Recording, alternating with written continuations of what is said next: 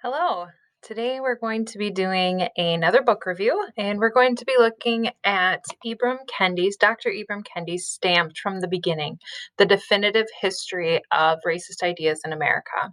And additionally, we are going to do a little comparison to Stamped, Racism, Antiracism, and You by Jason Reynolds, which plays off of the ideas from Stamped from the Beginning. So first of all, we're going to talk about the author, Dr. Ibram Kendi. He is a New York Times bestselling author. He has many books around the ideas of racism, about the development of Black Studies programs in colleges in the 1970s. He's the founding executive director of the Anti-Racist Research and Policy Center at American University, and he's a professor and regular writer for The Atlantic. In 2020, he really became much more well known with the events following the murder of George Floyd, and really became not just a writer, but a very vocal activist against racism. Here's a quote from Stephanie Livingston of the University of Florida about this book. In his relentless odyssey through the making of America's particular brand of prejudice, Kendi challenges our assumptions about racism by exposing the development of racist ideas and their connection to racist actions and policies throughout history. So, really, a large focus is on those racist ideas and how those are connected to the policies found in the United States. Okay, and then from the remix version, that's what this book is called, the remix of the National Book Award winning Stamped from the Beginning. Jason Reynolds kind of spearheads this effort, and he has won many different prizes for various books he's written.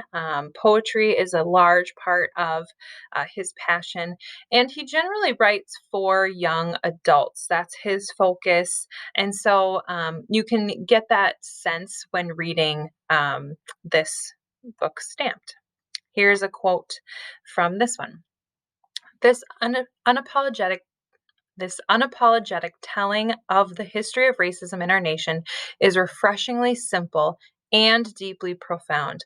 This is the history book I needed as a teen, which would be precisely what Reynolds' goal was. So, the main arguments of both books. Many politicians like to believe that we are in a post-racial era. A lot of people after Obama was elected stated that this proves we are in a post-racial America where racism isn't an issue anymore. And they're arguing that that is absolutely not the case. And other politicians like to state that we are in a continual march of racial progress, that over the history of the United States, we have always and steadily made progress. And their argument is that that just simply is not true. We are neither in a post racial era or is progress inevitable. And so they go through a lot of different things throughout history to prove that that's not what's going on. Another main argument is that racist ideas have followed after racist policies. A lot of people like to blame the policies on racists, that people have these racist ideas and then they create the policies. And so, in general, people aren't really racist.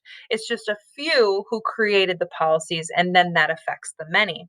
And the argument in these books is that actually the ideas come after the policies, that certain individuals create policies out of self interest, out of their financial interest. You can think back to the time of enslavement. Where those policies would have significantly financially benefited the landowners, the plantation owners, the people who bought and sold other people. And then once those policies were in place, then they would others would have to justify why the policies were in place. And that justification is where they went through the process of looking at the genes and deciding that the genes between different groups of people were different, when in fact that has been disproven. So that's just one example. But the book is filled with many examples of how people tried to justify the policies, and those justifications are what led to the perpetuation of racist ideas. Another theme that you see spread throughout the book is the idea that there's three sides to this debate over racial disparities. There's segregationists, there's assimilationists, and then there's the anti-racists. So segregationists are going to blame Black people for the racial disparities. An anti-racist is going to point to racial discrimination as the reason for the disparities. And an assimilationist will kind of take a combination approach there. But as you go through the books, it's continually referencing this is a segregationist idea. This is an anti-racist idea.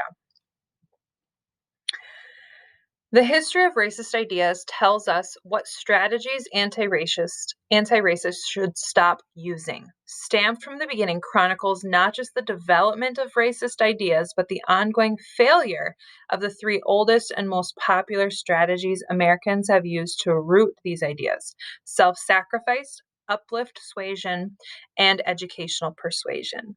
And so throughout this book, it not only talks about how the racist ideas were developed, but also how Americans have tried to combat those ideas. One of the biggest things that stood out to me was the uplift suasion.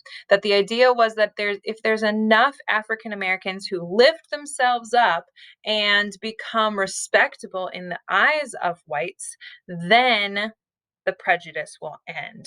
And that's just disproven. That will never be the way to end racism.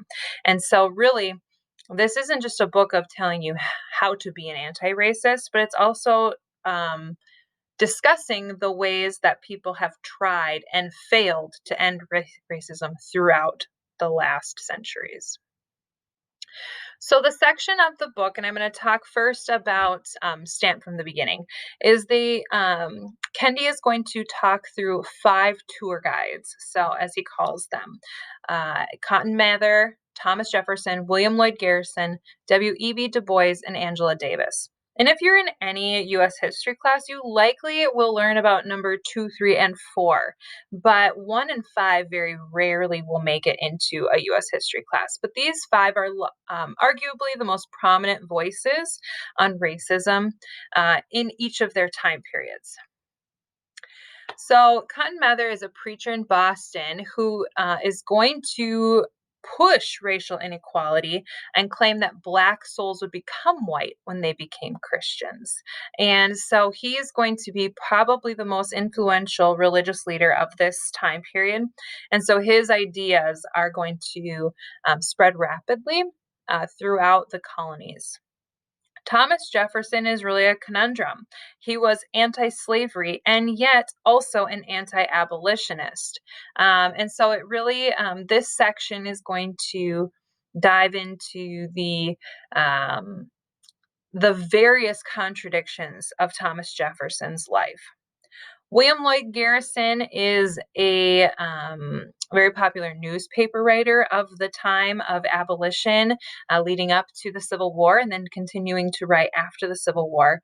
And he's going to draw many Americans to the cause, but still has many racist thoughts while he's doing this.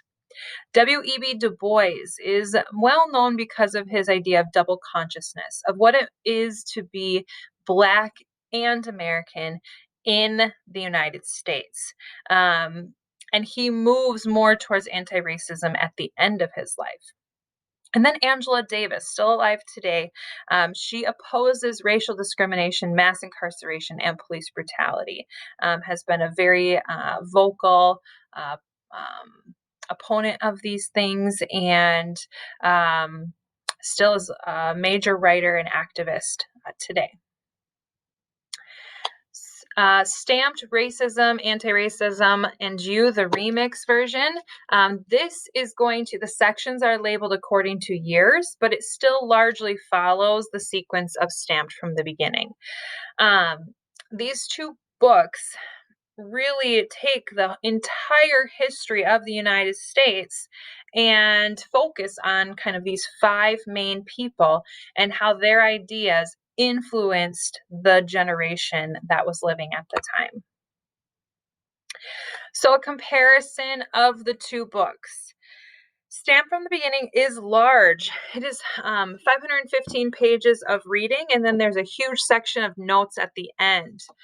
Some adjectives I found to describe this book were intellectual, relentless, intricate, engrossing. And so this is really for the history lover who also loves to read. There's plenty of people who love history who don't love to read. And so I would say if you fit that category where you love history and you love to read, grab this book. It will have your attention for the entirety of the reading.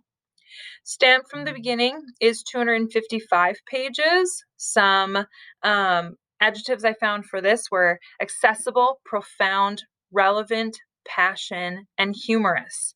And so this one is really for the young adult or history lover who's short on time. So this is a book that I would recommend to my friends and family who don't necessarily love history, but want to know more about the roots of racism, which there's a lot of people in society who fit that description right now, but maybe are intimidated by a 500 plus page book. So this is a great place to start. And really, I ended up reading this one first and then went to this one. And I felt like that worked out really well. So here's a final quote. To say that a people have no culture is to say that they have no common history, which has shaped and taught them.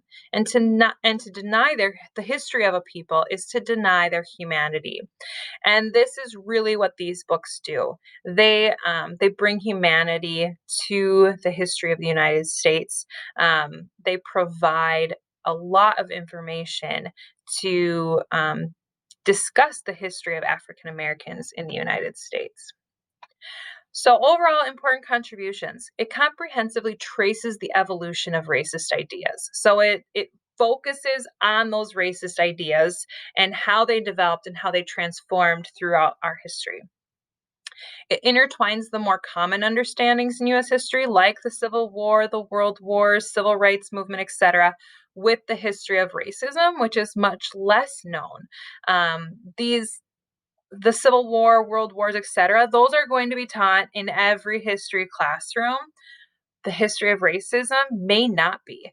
And so, what this does is it brings your current understandings and intertwines it with the part that is missing from many classrooms today. And overall, the remix calls itself not a history book. Um, it is. But it is a call to arms. It motivates readers to stop scrolling through Instagram, through Twitter, stop scrolling and actively participate in anti racist efforts. Those are just a few of the contributions. There are many, which is why both books have received so many awards and are so popular today. So pick up a copy for yourself.